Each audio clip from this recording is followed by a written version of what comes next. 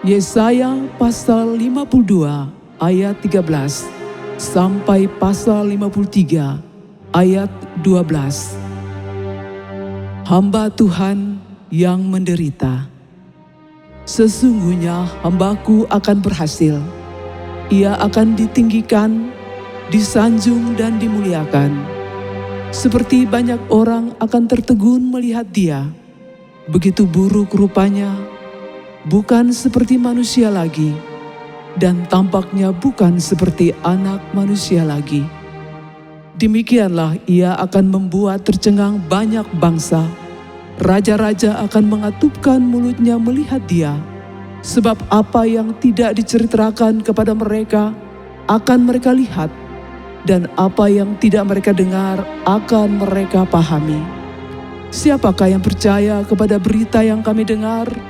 Dan kepada siapakah tangan kekuasaan Tuhan dinyatakan? Sebagai taruk ia tumbuh di hadapan Tuhan, dan sebagai tunas dari tanah kering. Ia tidak tampan, dan semaraknya pun tidak ada, sehingga kita memandang dia. Dan rupa pun tidak, sehingga kita menginginkannya. Ia dihina dan dihindari orang, seorang yang penuh kesengsaraan, dan yang biasa menderita kesakitan. Ia sangat dihina, sehingga orang menutup mukanya terhadap dia, dan bagi kita pun dia tidak masuk hitungan.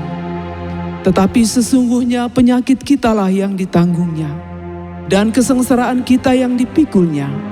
Padahal kita mengira dia kena tulah, dipukul dan ditindas Allah.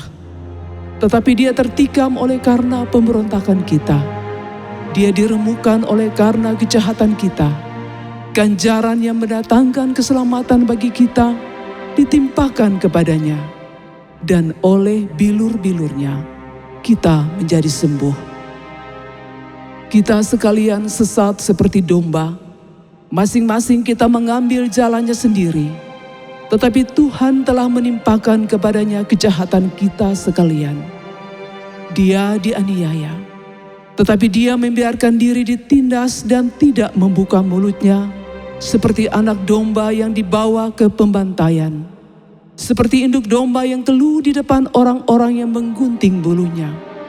Ia tidak membuka mulutnya. Sesudah penahanan dan penghukuman ia terambil. Dan tentang nasibnya siapakah yang memikirkannya? Sungguh, ia terputus dari negeri orang-orang hidup, dan karena pemberontakan umatku, ia kena tulah. Orang menempatkan kuburnya di antara orang-orang fasik, dan dalam matinya ia ada di antara penjahat-penjahat. Sekalipun ia tidak berbuat kekerasan, dan tipu tidak ada dalam mulutnya. Tetapi Tuhan berkehendak meremukkan dia dengan kesakitan. Apabila ia menyerahkan dirinya sebagai korban penebus salah, ia akan melihat keturunannya, umurnya akan lanjut, dan kehendak Tuhan akan terlaksana olehnya. Sesudah kesusahan jiwanya, ia akan melihat terang dan menjadi puas. Dan hambaku itu, sebagai orang yang benar, akan membenarkan banyak orang oleh hikmatnya, dan kejahatan mereka dia pikul. Sebab itu aku akan membagikan kepadanya orang-orang besar sebagai rampasan, dan ia akan memperoleh orang-orang kuat sebagai jarahan, yaitu sebagai ganti karena ia telah menyerahkan nyawanya ke dalam maut, dan karena ia terhitung di antara pemberontak-pemberontak, sekalipun ia menanggung dosa banyak orang dan berdoa untuk pemberontak-pemberontak.